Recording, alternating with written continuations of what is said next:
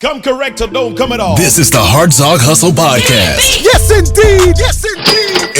And we're talking about the hustle, strategy, and mindset you need to win in the areas of your finance, your purpose, and your future. Know what I'm saying? If you have heart and you want to learn how to activate the power of your hustle, then this is the podcast for you, baby. For you, baby. Congratulations. And now, your hosts, Anthony and Janilka Hartzog. This is how it should be done.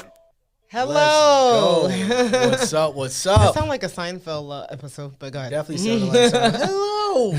But what's going on, guys? Welcome to another episode of the Hartzog Hustle Podcast. My name is Anthony, and I am joined here by my beautiful co-host and wife, and the mother of my child. Yes, I am Janoka. Thank you guys for joining. We're excited for this episode. Getting started, heating up again.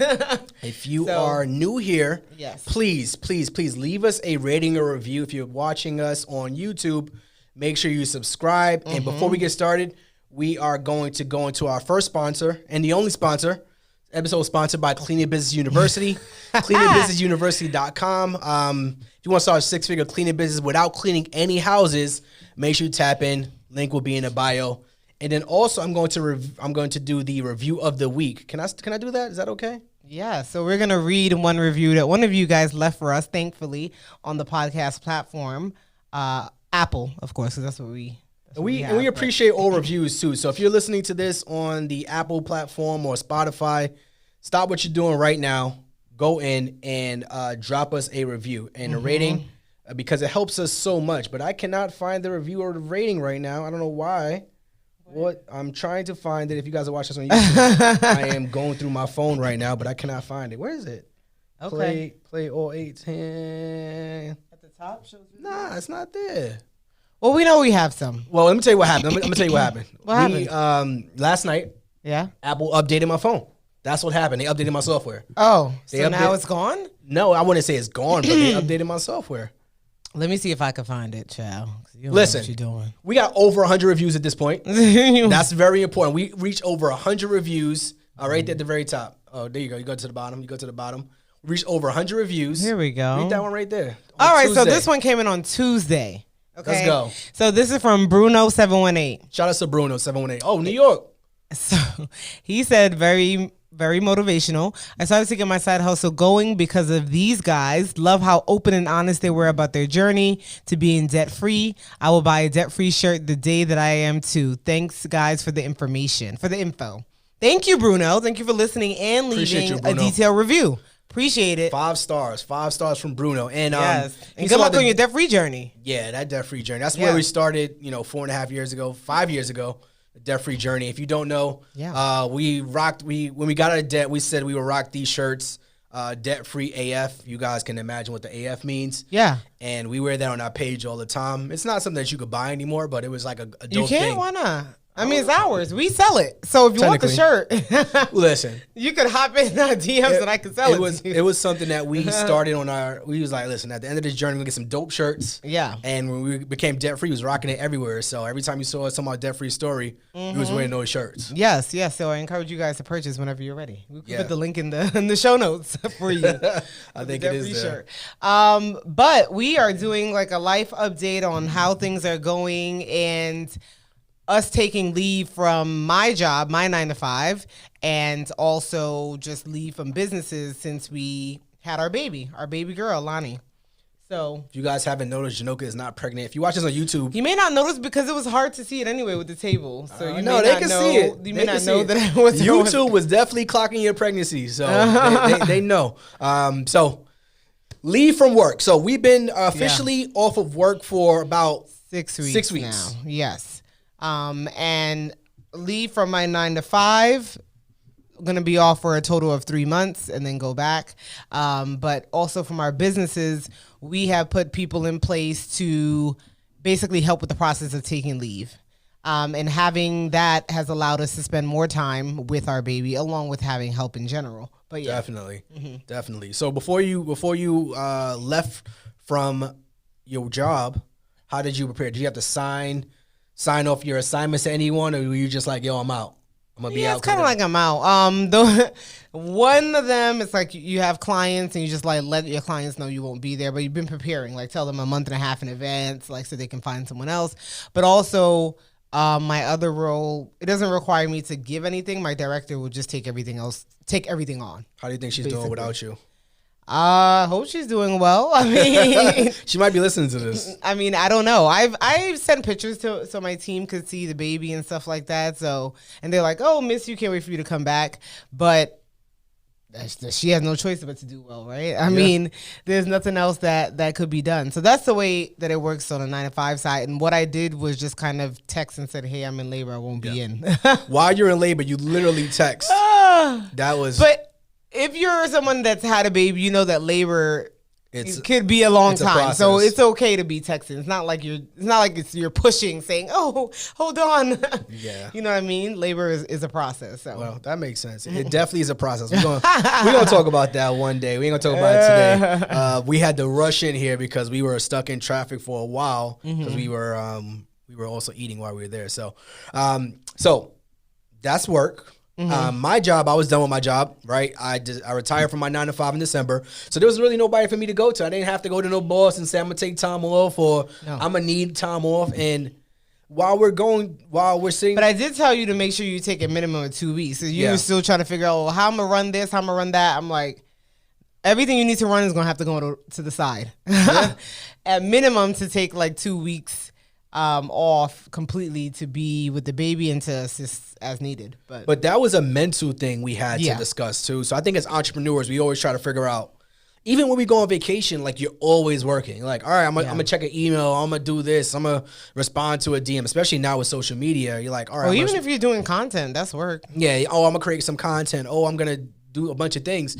So you're always working. And as entrepreneurs, why can we never fully unplug?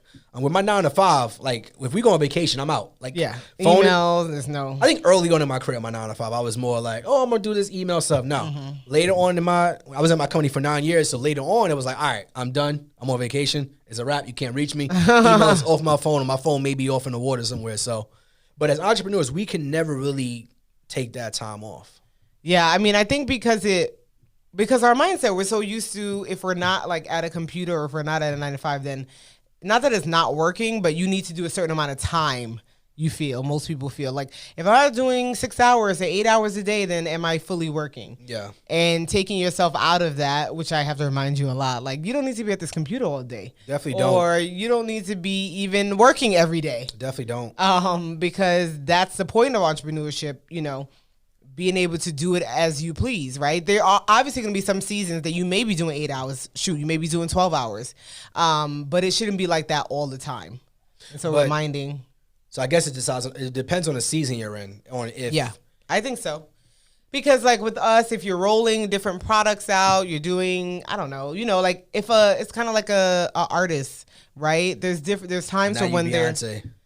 What? Is that the only artist? But there's times when they're on tour. They have an album drop, so they're on tour. They're on radios. They're signing books. They're doing everything else. And then there's times that they're not. Yeah. I mean, it's kind of the same thing. There's certain times you just got to rev it up. That's a good point. Like, you're in different seasons, just like you're in different seasons of your life. Yeah, You got different seasons of business where you are doing everything, or you're delegating, or you're hiring, or you're growing and scaling your revenue. So there's different seasons in business. And I think the season we were in before we had Alani forced us to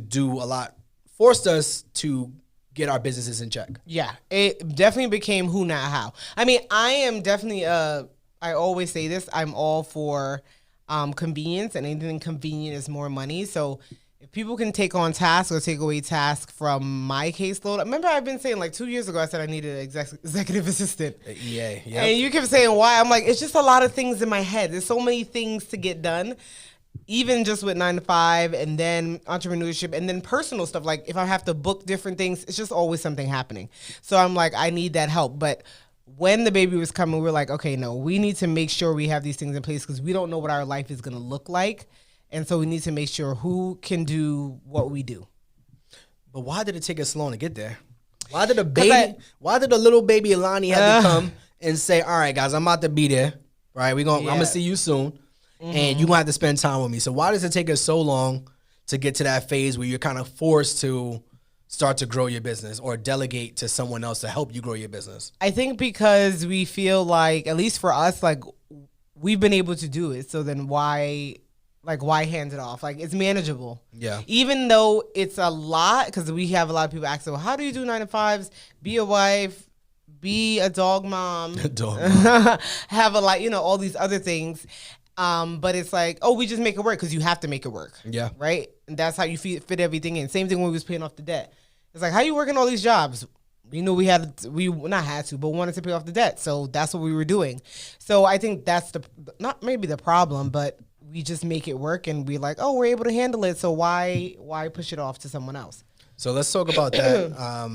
Let's talk about that for a minute. So you said we were able to do it because we had to do it, right? Mm-hmm. So I think a lot of people talk about entrepreneurs, at least solopreneurs or small business, whatever you want to call them.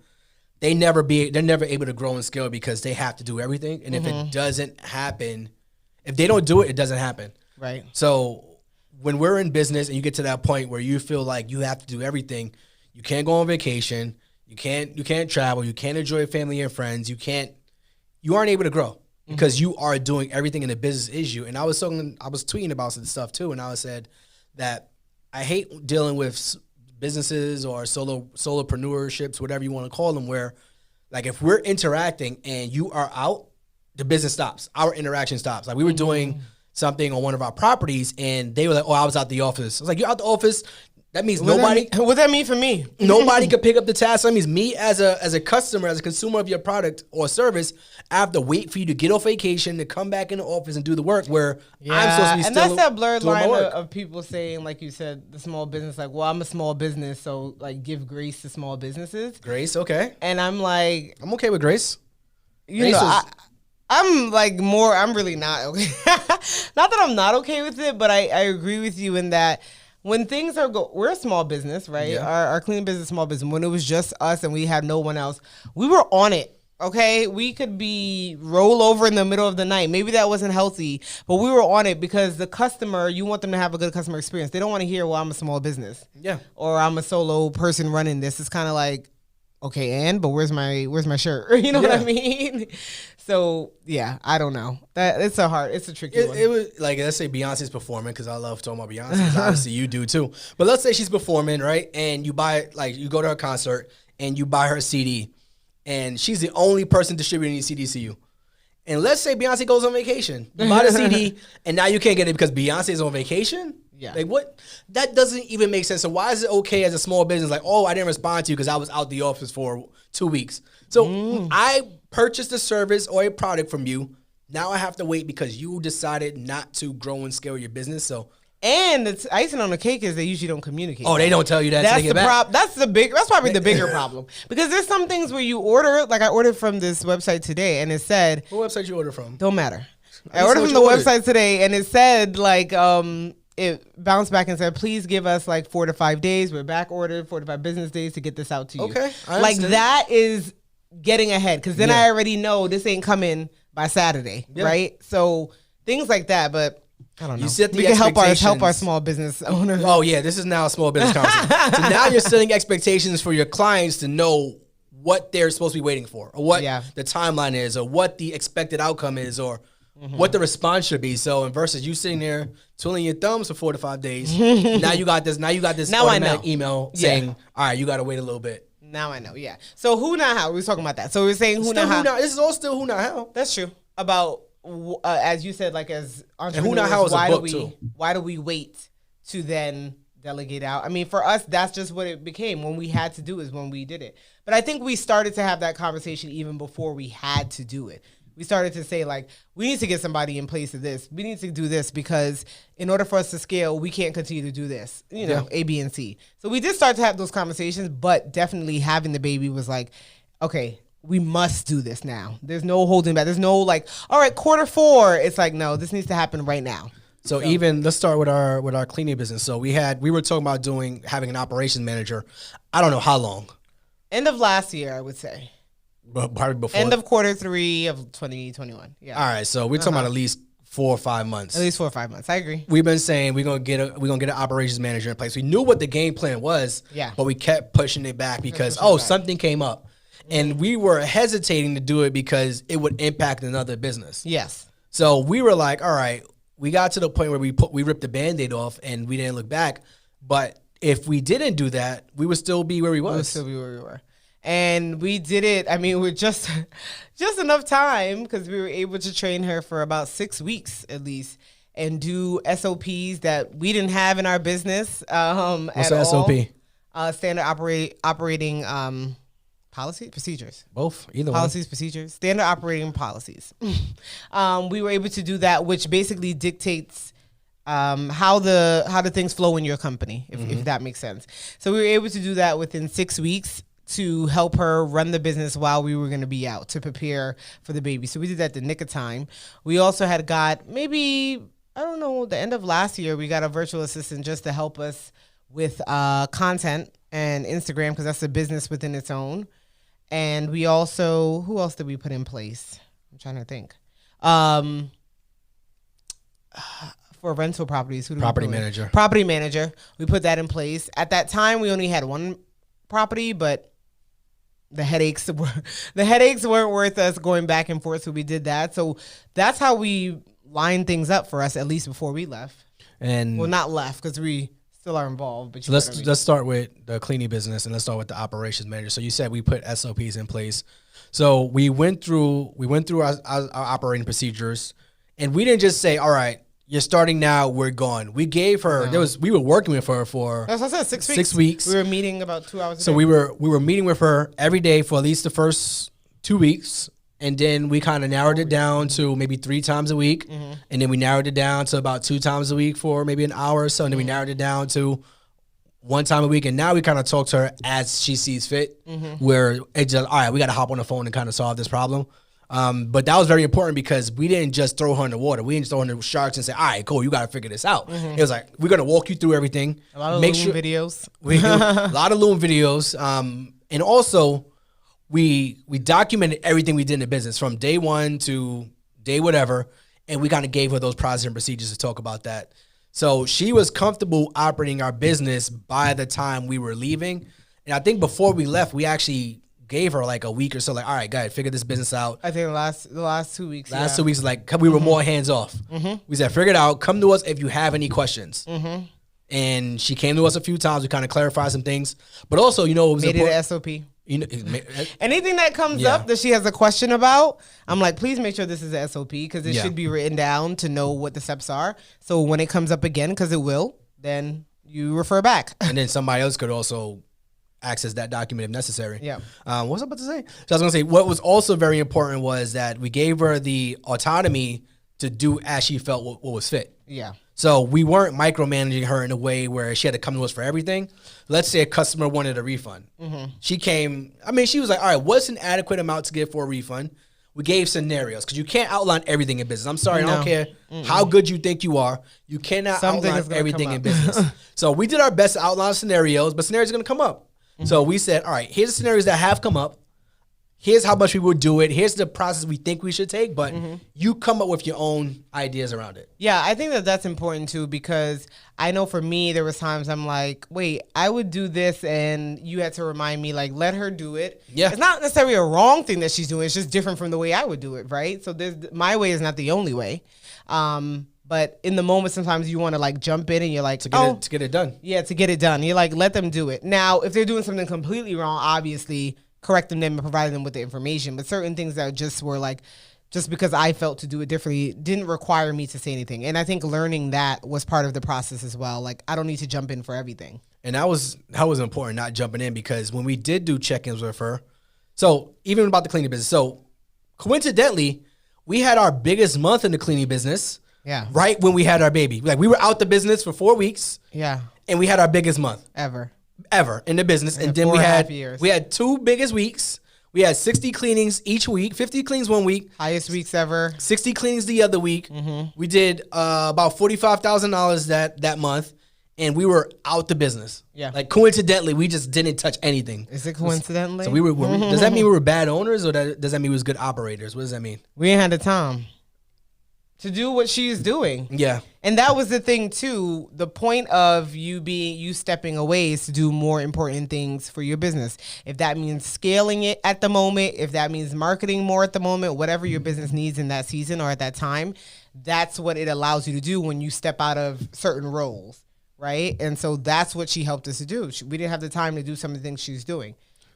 So following up with the certain customers, our reoccurring customers, and sending out texts to people to say, hey, that enjoyed our services, come on back, getting back on their radar. So different things like that she was able to do that we always wanted to do. We had the ideas of doing. Yeah. Like, yeah, we're going to do this, we're going to do that, and never did it because we just didn't have the time to do it. And that's where a lot of businesses fail. Like, when you got to prepare to leave for a long amount of time, like, you got so many ideas that you want to accomplish, so many things you want to do, but you never get around to it. You're like, I'll get to it next week. Life happens. I'm going to get to it. And you never get around to it. Yeah. I know I had a bunch of ideas I wanted to do. And now you always have a lot of ideas. Number one, I always have a lot of ideas. Number two, I always have a lot of ideas. They're usually good too.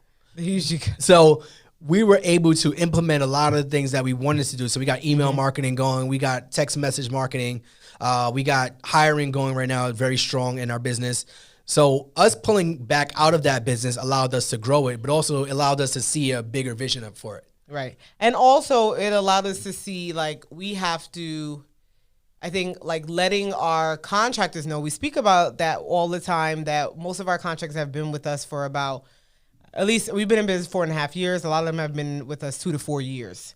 So a long time. We have a relationship with a lot of them. So now to have them speak to somebody else, it was kind of like, they were like, well, who am I responding to? It don't matter. And they still like texting us, and we're like, nope. Every time we're like, respond, reach out to operations manager. If they message us, we'll send it to operations manager. I'm like, nope, don't.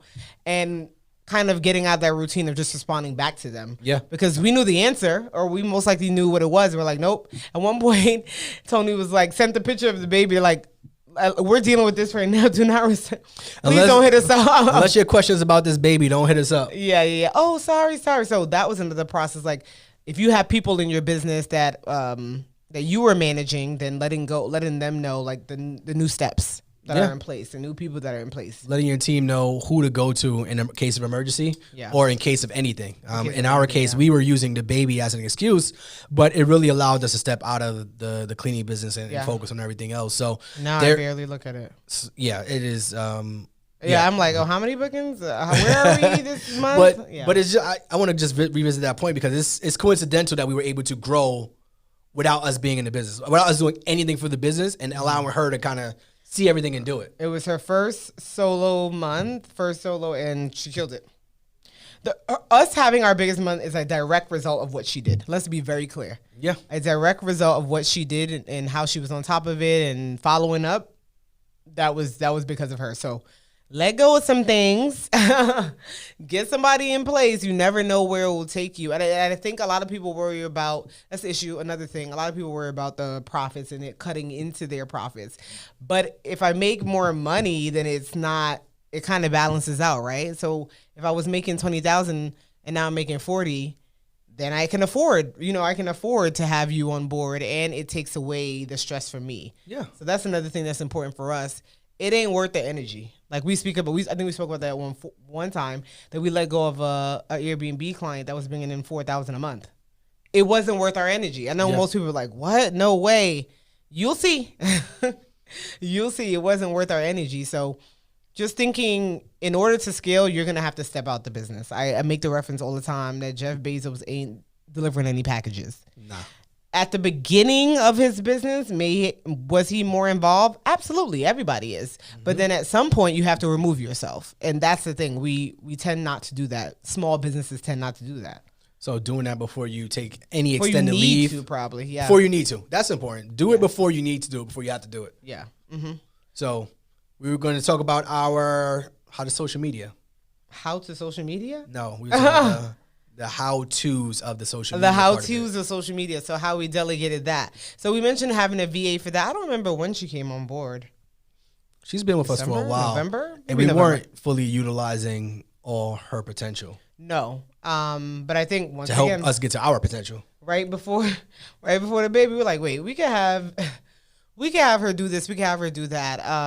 And so now it's just about like having different folders for our pictures, our videos, and helping us with the podcast, with the editing, the YouTube, because it's all a lot. It's all a lot.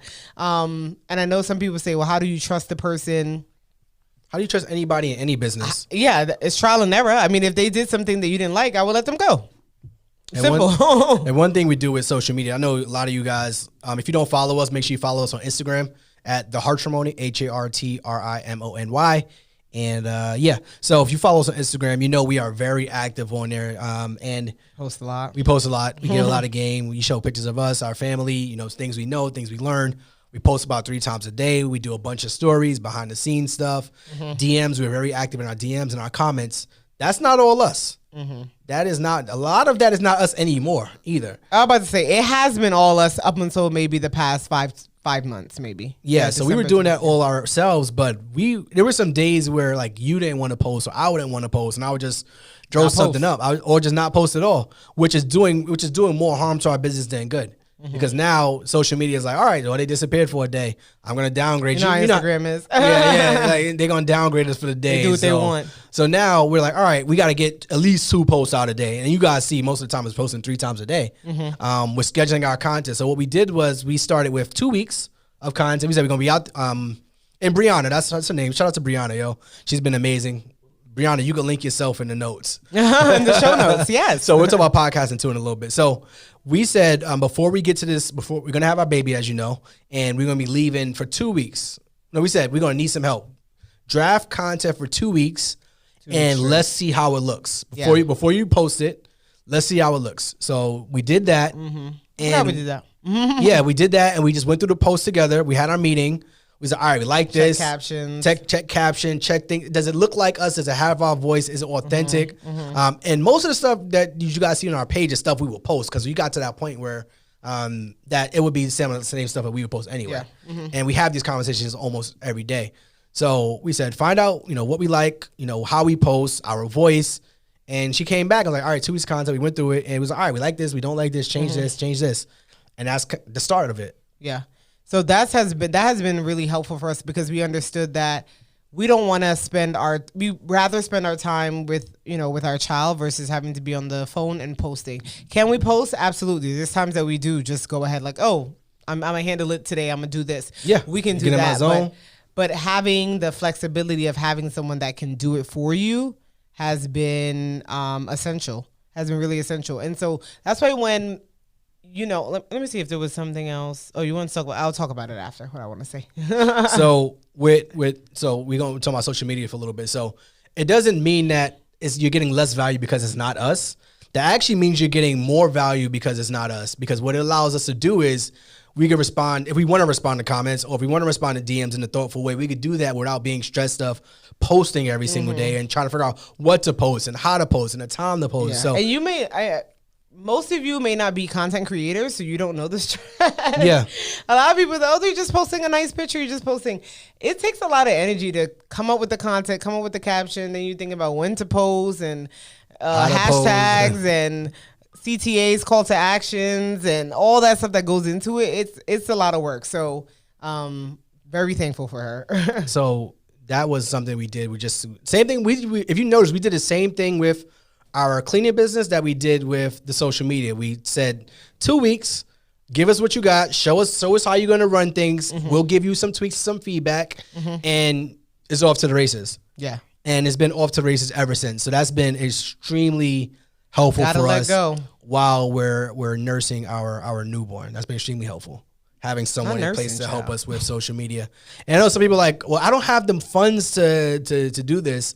I don't have the funds to, when I'm going on leave or leaving my business, to like give it to somebody else, which is understandable.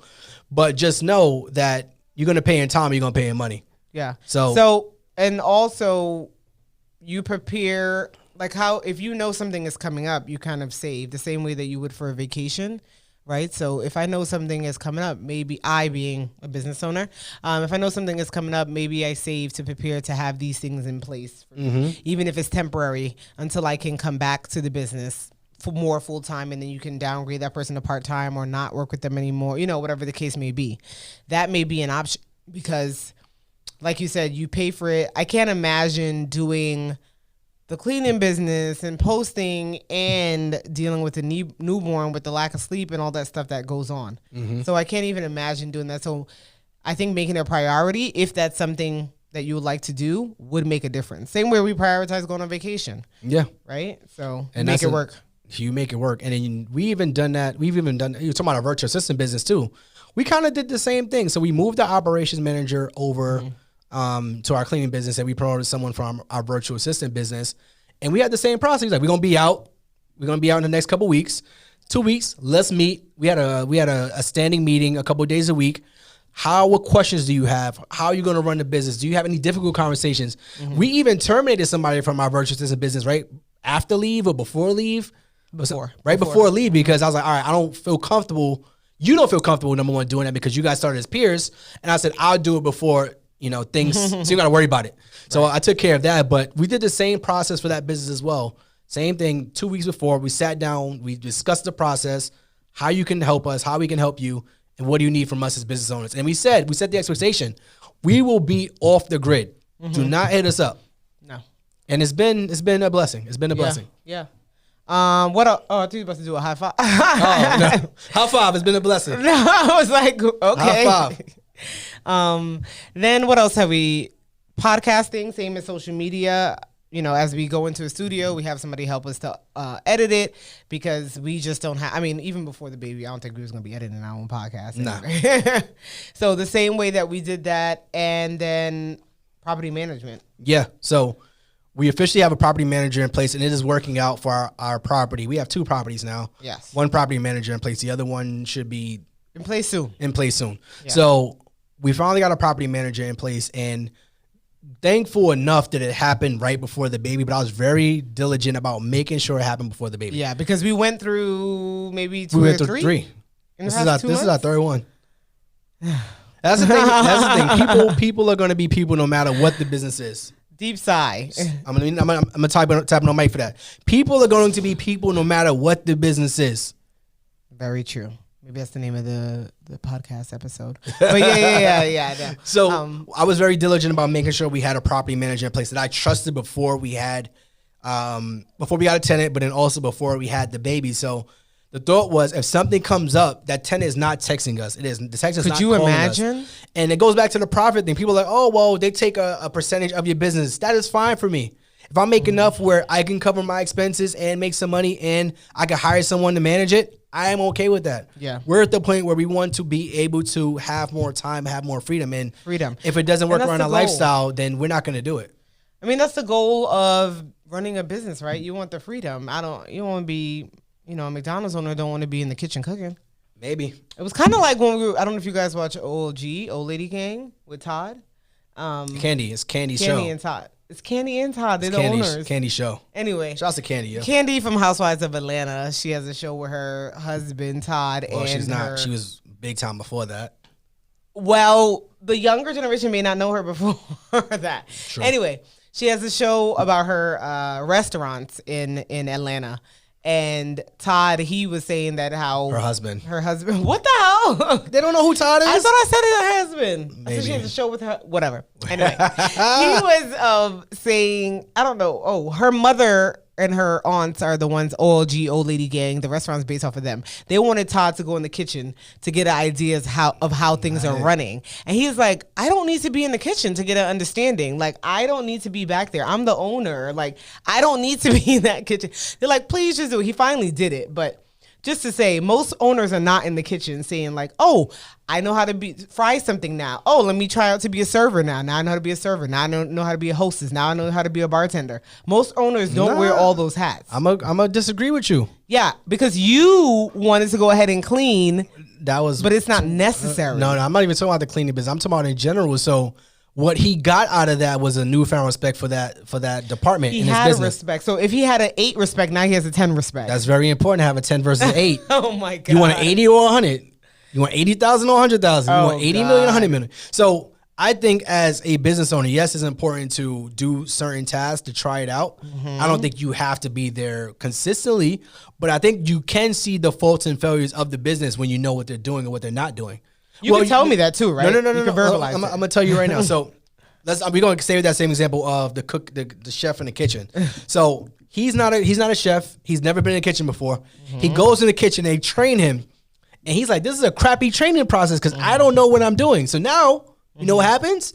He realized that I have a crappy training program, and now I have to train other people better than I was trained. So I know what's missing from the training program. Well, that's where business owners can do better by doing the work because they know what's missing and they know how to implement it now. But he knew he had crappy staffing before. Not the staff. I'm talking about the process and procedures. Okay. He may get back there and see people are lazy, but I'm saying, y'all seen the show, y'all know he knew. So I'm saying as a business owner, we talking about, taking lead from business. Sometimes you do have to do that work to know what's missing. And sometimes you don't. Just depends on the nature of the job. I think it is. I think I could agree with that. It depends on what the business is. Do you not think he learned anything from being in the kitchen? Not really anything new. I don't think it was anything new. Just like, did you think you learned anything by going to clean homes? We did. We learned a few things. What did you learn? Let's hear it. So I learned I would never go to Mansfield. Okay, if you don't know that we own a cleaning business down here, and we don't clean any homes. But at the beginning, when we first started, there was one weekend we couldn't find anybody. We had like 3 homes, and very beginning. Very beginning. Instead of canceling, bright idea over here decided that ding, ding. That we should go and clean the homes ourselves. Yeah. Thankfully. Well, all of these homes were huge. I don't know what was happening that week. All these homes were like 3,000 plus square feet, right? Mm-hmm. Thankfully, they weren't dirty, just needed more organizing, most of them. But what do you feel you learned by going to clean? I didn't learn anything. So I learned the importance of... You're making it up. He's making it up. He doesn't have it. I've learned the importance of... No, listen, I didn't learn how to clean. I think I learned about clients at that point because we were able. I think if we were out, let's say we were out there doing the jobs. Oh, we would kill it. We would kill it. Let's say not even the cleaning side. Let's say we had the team cleaning and we just hang out. We just hung out. We just managed them and we just spoke to the clients on the business level. Yeah. I think we would kill it because they would. I think people They're spilling their life. Yeah, I think people take small businesses and they think, well, and especially a business like a cleaning business, right? You may say like, oh, they don't really know much about anything. And you start talking to us, you're like, oh, wow, they actually are not typical, whatever you had perception your perception of a cleaning business owner is. And now you can, I want these guys back in my home. We're not going to be back in your home. But that's just an example. But I do still feel like there are certain things you can learn from doing certain jobs. I could agree. Let's say not everybody. Just like let's say we were out cleaning every single day, right? And then let's say somebody came to our house and cleaned. We would know exactly what they did right and what they did wrong. Mm-hmm. So did I learn that this time? No. But it is possible if I did it. I guess, but you could have learned that from research, child. No, you can't. You can't learn anything from research. Everything's not Googleable. Everything is Google. Are you kidding? Twitter says everything is Googleable. Don't tell Twitter you can't Google something. You cannot Google something. We get people in DMs trying to Google questions like, oh, you could Google that, right? We're going to tell you if you could Google something. You should. But... So we just went over, I'm laughing, we just went over all the things that we did to kind of prepare for extended leave from our businesses and our 9-to-5, really about delegating and being intentional about it because we knew that we wanted to, as first-time parents, we wanted to really enjoy the process. We didn't know what type of curveball we'll get. What that has allowed for us to do is really enjoy the process of... having a newborn, right? We also delegated. I mean, we have a nighttime doula. That's a delegation. We delegated our baby. We delegated our baby. We have our aunt here and a nighttime doula. So that's also delegation. That is a bar. Can you delegate your kids? Can you delegate your kids to somebody else? You probably wouldn't call it delegate. I delegated my kid. You probably wouldn't call it delegate, but yeah. So that's another thing that we did.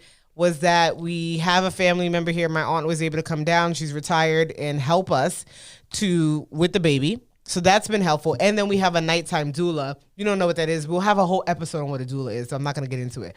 But we have a nighttime doula that helps us as well. So with all these delegations and getting things in place just allows us to have our best mental health, allows us to have sanity, allows us not to be zombies. Like, I know everybody's been talking, you always talk about the lack of sleep, which we've experienced, but not to the extent that it's been a conversation. Would you say? No. No, there's multiple nights we get 6+ hours, right? I got 7 last night. Yeah. There's times we get 8 hours, whatever. I got 8 the night before. Aside of getting up to pump, but that's not the point. But we're able to get that adequate amount just because of these things that we put in place and not have to worry about got to do this and have a crying baby and need to feed the baby and all those things that come along with it. So I feel like you're able to enjoy it more as well. And then I know that last part about the last part about the doula or hiring help. That's another. And I want to give rebuttals for everything because I know you know you can hear them. I can hear y'all talking right now on the side. I can hear y'all talking, and I can watch. I can see y'all listening. Do you know how much doula costs? So we talk about getting help. Getting help is very. This whole episode is about getting help. So if you talk about getting help, change the name to help. Getting help. Getting help. So this whole episode is about getting help when you need it. So most people have family, they have friends, they have grandmothers, they have mothers that live by them. Unfortunately for us, I didn't say fortunately. Unfortunately for us, we don't have any family down here. Nope. So, but if we were back in Brooklyn, we would have help all around us. All the time. If you can't afford a paid, somebody to do something for you paid, see if friends and family can help you out. Even with the businesses. Just a little bit, yeah. Even with the business. Can a friend help you out? Take some time off, pick up the phone for you. So make sure you're getting help, number one. Yes. And number two is delegate your kids. Delegate your kids. But thank you guys for joining us once again. If you're listening, make sure that you subscribe and you leave us a review. Leave us a review. I lost. Please. Leave us a review if you're on YouTube. Make sure you subscribe and hit the like button. Hit the like button. I don't think you understand what the like button does. It tells the YouTube algorithm like, yo, I'm giving this a thumbs up. Show this to other people. It's just a lot of call to actions. I know it's a lot of things to do, but that is just part of the. It's part of the day and age that we're in right now. Yeah, we need y'all to do everything. We need you guys to do it, and if you're enjoying it, just let us know as well. But that is it for us. Do you have anything? Thank you guys for joining us on another episode of the Hartzog Hustle Podcast. Yes, we will be back next week with another episode. Tune in every Tuesday, 8 a.m. Central. Peace out. This has been an episode of the Hartzog Hustle Podcast. We hope you enjoyed. Be sure to rate and review this podcast on your favorite listening platform. And follow Anthony and Janilka on Instagram at The Hartrimony. That's TheHartrimony. Keep hustling, baby. Keep hustling, baby. Get that money. Get that money.